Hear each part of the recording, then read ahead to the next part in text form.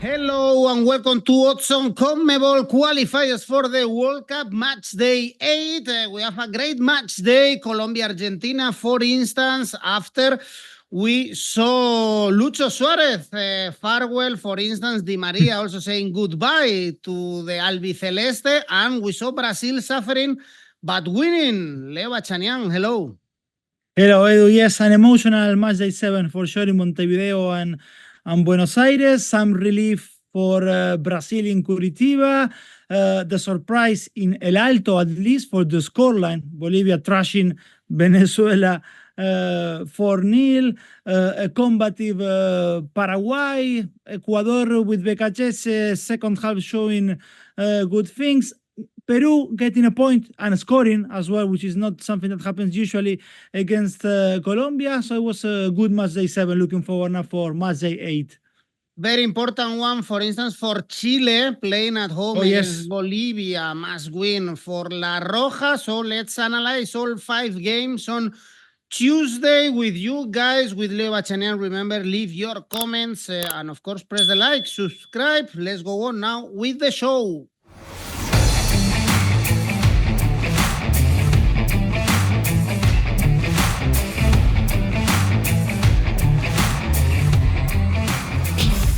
And we are going to start in a good fashion, Leo, because we have probably the best game in this match day 8, Colombia-Argentina, the final of Copa America only 1 month ago. Probably Colombia looking for a revenge. They are undefeated in this road to the World Cup. They drew in Peru, as you mentioned, conceding, which is strange because Peru struggled to score goals. We saw 𝗷𝗵𝗏𝗀𝗛𝗏 Rodríguez only in the second half, and Argentina once again beating Chile once again, winning without conceding. Your tip came in again, and you highlighted a name in the last show, 𝗵𝗏𝗏𝗀, and he opened the score sheet actually against Chile.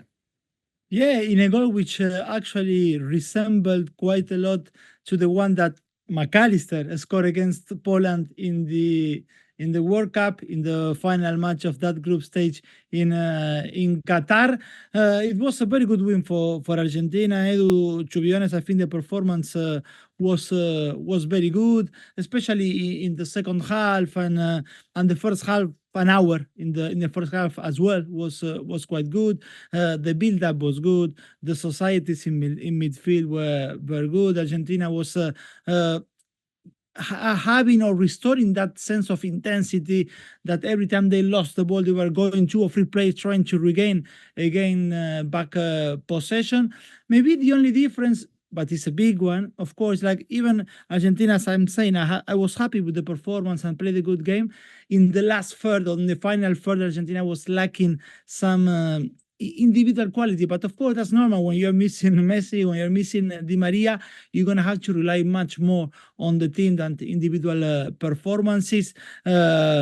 On Saturday, it was 6 years, Edu, since Scaloni's first ever match as Argentinian coach. That was a 3-0 win against Guatemala, and his second ever game was 5 days after, and that was against Colombia in New Jersey, a match that ended 0-0. And I'm pointing this because I don't think anyone will be, to be honest, very unhappy, very disappointed if a draw comes their way on Tuesday afternoon, not Tuesday night, Tuesday afternoon in Barranquilla with 30 degrees, thunderstorms, and humidity. So that's the conditions for the game. And then when we look at Colombia, Edu, I mean, and when we think the way both teams arrive, you mentioned Peru struggling to score and Colombia have it at the back of a great Copa America. We could argue that Colombia lost 2 points in Lima, but then when you look at the game itself, I had the feeling that in the end Colombia rescued a point more than losing 2, because some individual performances, they were below par. John Arias was erratic. Richard Rios, outstanding midfielder in the Copa America, did not reach that level. He could not command the midfield. Jefferson Lerma was like trying to extinguish fires everywhere. Luis Sinisterra replacing 𝗷𝗵𝗏𝗀𝗏𝗀𝗏 Rodríguez, at least in that first half did not work, at least the way that Néstor Lorenzo imagined. We had 45 minutes of James Rodriguez, no doubt, and despite that video in preseason that we discussed it last week, he's irreplaceable in this team. In that context, if there was meant to be a hero, that was going to be Luis Diaz. Again, set pieces proved to be decisive for Colombia. You pointed that out as well when we talk about this game and the possible tips to recommend. In the Copa America, from the 13 set pieces that ended in a header and in a goal, Colombia scored 5 in the United States, where they added now one more time because Lucho Suarez scored from Lucho Diaz scored from a corner kick. Scaloni yesterday mentioned this the set pieces, something that he said the game could be gone if we are not concentrate enough on set pieces. Colombia 30 games unbeaten in all competitions, if we count at least games on 90 minutes, but the last defeat came against Argentina on the road to Qatar in February 2022. As I said, Edu, I can't think of anyone being too unhappy if a draw comes the way. The odds for a draw are quite good. That's why my first tip will be pointing to a draw here. Odds of 3 for a draw in Barranquilla. This time, I'm not so sure on the Argentina to win 2-0 or Argentina keeping a clean sheet. I'm more likely to point to both teams to score yes. Odds of 2.16. And those looking for the individual market, of course, Luis Diaz to score anytime has odds of 3.7. And one more thing, Argentina scored 11 from their last 13 goals that Argentina scored, 11 of them have come in the second half. So Argentina to score in the second half, odds of 2 as well in Barranquilla. Okay, the odds are really balanced for both sides, yes. So that's why also it's a good idea to go for the draw. As Leo is saying, very interesting game, but if we check the standings, it's pretty sure that Argentina, Uruguay, Colombia, and Brazil, they will go to the World Cup. The other spots are more open, and that's why the next game is very important, Chile, Bolivia, because there are 3 teams that are not going to the World Cup, and right now Chile and Bolivia are 2 of those teams, even much more important for La Roja nation, a team that they don't want to miss another World Cup, and they are in pretty bad form. To be honest, only 1 win, only 5 points. As we said, they were defeated by Argentina. Their Copa America was very poor. Their last official win was against Peru, October 2023. So we are talking almost 1 year without a win in an official game for Bolivia. Leo, we saw the second win in this road to the World Cup, second one at home. Their away record is so poor. Absolutely. That we have to understand the odds for Chile to win, only 1.3. Yeah, absolutely. I mean, that's the only explanation for the odds we're having, because Bolivia is playing away from El Alto, or from away from altitude. Everything worked, to be honest, south the way Bolivia imagined when they moved the game from La Paz to El Alto, in one of the world's highest altitude stadiums. In fact, the match broke the record, the altitude record for an international fixture. They trashed Venezuela 4-0. The change also worked, I believe, in terms of the atmosphere, because the municipal stadium is half the size of the Eduardo Siles. So the 20,000 fans that gathered created a noise that I haven't seen in a long time in La Paz. After they scored the opener, they suffered, yes, few chances in their own goal. They were a bit lucky to escape an equalizer from Venezuela, but when just before the halftime, they scored the second one from the penalty spot, I think we all knew that there was no comeback for the Vinotinto in the second half. Second consecutive home win for Bolivia. This one moved them almost to an international playoff spot, because they have the same points than Paraguay in 7, but the worst goal difference, and they are sitting 1 point above Chile. The relief for Chile in this scenario is that when we go to the last 5 games between them in the head-to-head, we're gonna find 2 draws and 3 Chile wins, one of them also in the altitude of La Paz. But for Chile and Ricardo Gareca, it's imperative, Edu, as you mentioned, for them to win on Tuesday night, even more when you think that match day 9 and match day 10 in October, they will see them facing Brazil and Colombia. So this is a really must win for them. Gareca started very well back in March. I spoke highly of the friendlies against Albania, but mostly against France in that 3-2 defeat. But the Copa America was very disappointed. And against Argentina, they were very, very poor again. It's true that the best chance in the first half was for Chile with a header that struck the post. But other than that, very, very, very little for them. La Roja failed to score in any of their 3 groups games in the Copa America. So now we can say that they are like 4 games in a row without scoring. Are there favorites anyway? Yes, I would say yes, and that's mostly because the game is not being played in the altitude, and we know how Bolivia struggles in that condition. So my points here will go to Chile to win the first half, odds of 1.80, and also goals under 2.5 in this fixture, odds of 2.1. Well, and the next game is Ecuador-Peru, also very interesting for the standings. Peru right now, bottom of the table, only 3 points. Ecuador with 8. They had a new manager in their trip to Brazil, was a narrow defeat, only 1-0, and their home record is brilliant. At home, they beat Chile or Uruguay recently. For instance, last defeat at home is in June 2021 against Peru. Actually, yes, but I guess it's going to be difficult for Peru to grab another win, Leo, as they did, 3 years ago, long time ago. Yes, because it's like 9 home games unbeaten, the run for Peru. Perfectly, for Ecuador, I'm sorry. Perfectly, you pointed out that win of Peru in Quito before the Copa America 2021.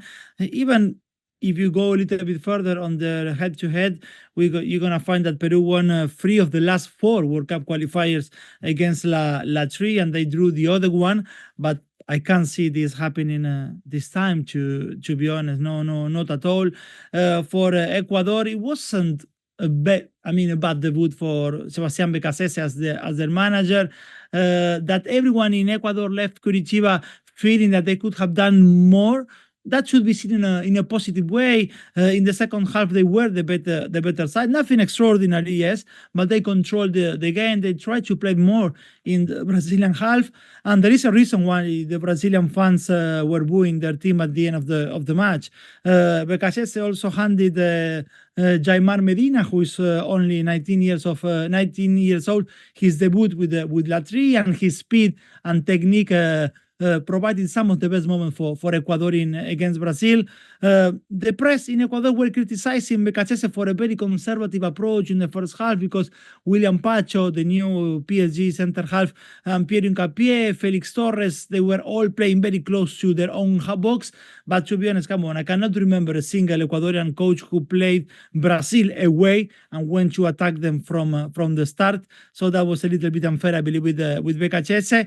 Now with Peru and Quito, of course, everyone will expect, and I'm expecting that as well, La Tri to attack and resemble the team that I personally thought was going to have a much better Copa America. Becasese cannot afford to start 𝗀𝗫𝗀𝗀 Páez in the bench. Against Peru, the opportunity is there for them to get the 3 points, which could potentially open a gap with Paraguay and Bolivia, who are 2 points behind them, and maybe a win against Peru could see them like surpassing Venezuela. For me, Edu, here the takes are half-time, full-time market, Ecuador, that has odds of 2.2, and here I am expecting goals over 2.5, odds of 2.2 as well. Well, you mentioned Venezuela. They are playing at home against Uruguay. Right now, Venezuela with 9 points, fighting to be in their first ever World Cup. But as you said before, they were crushed by Bolivia away. 9 points in this road to the World Cup with 2 wins and 3 draws. After this game against Uruguay, they are facing Argentina at home and Paraguay away. So perhaps they believe they can take points from Uruguay, especially after the disappointing draw for Uruguay against Paraguay in Lucho Suarez farewell. Yes, absolutely, Edu. It was strange on 𝗀𝗏𝗀𝗏𝗀𝗏 unthinkable that no one could score on the night that the Uruguayan ever goal scorer say goodbye to international football. Luis Suarez, he struck the post, was such a shame. I think everyone wanted him to score, but it wasn't a good performance from Uruguay on Friday night in the Centenario in Montevideo.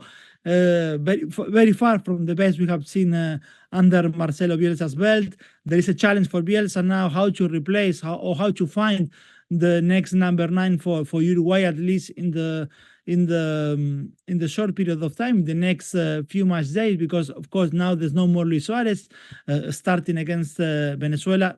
We won't see Luis Suarez anymore with Uruguay, but also they're without Darwin Núñez suspended. So they have 2 options, Luciano Rodriguez and Miguel Merentiel. Luciano Rodriguez is one of the jewels of Uruguayan football. He won the Under-20 World Cup in Argentina in 2023. He was Marcelo Bielsa's number 9 in the pre-Olympic last year that was played in Venezuela. Merentiel is having a very good 2024 with Boca in Argentina. He scored 15 goals in 39 games.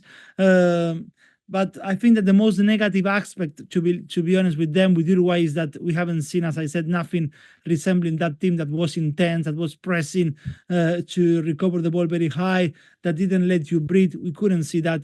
And now they are traveling to Venezuela, yes, again, without Darwin Núñez, without Rodrigo Bentancur, without Josema Jimenez, without Ronald Araujo, without Matias Oliveira, without Luis Suarez, without Georgian de Arrascaeta, who is injured, without Nico de la Cruz, also injured, and without Fede Valverde and Nathan Nández, who took a yellow card against Paraguay. They reached 2 yellow cards, so now they are missing also this game. So even despite the punch in the face that Venezuela took in Bolivia, in El Alto, and they are now 3 games in qualifiers without a win, there's not a better opportunity than this, than trying to get something against Uruguay. Edu, 3 of the last 4 qualifiers between them in Venezuela, the match finished in a draw, but still this is a good opportunity for La Vinotinto.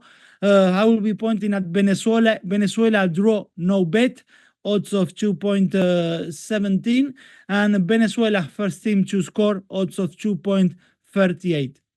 Great points, Leo. It's always very important to check the team news or listen to Leo Bachanian before placing your bet and not be carried away by the name. For instance, when you are thinking about Uruguay visiting Venezuela or the odds, for instance, La Celeste, they are still favorites, but this is going to be a tricky game, and Venezuela, they are doing a great World Cup qualifiers. And the last game is Paraguay, Brazil. Paraguay right now in playoff spots, 7th with 6 points. They were able to get a point that not many people expected from Montevideo, and they have Ecuador and Venezuela next.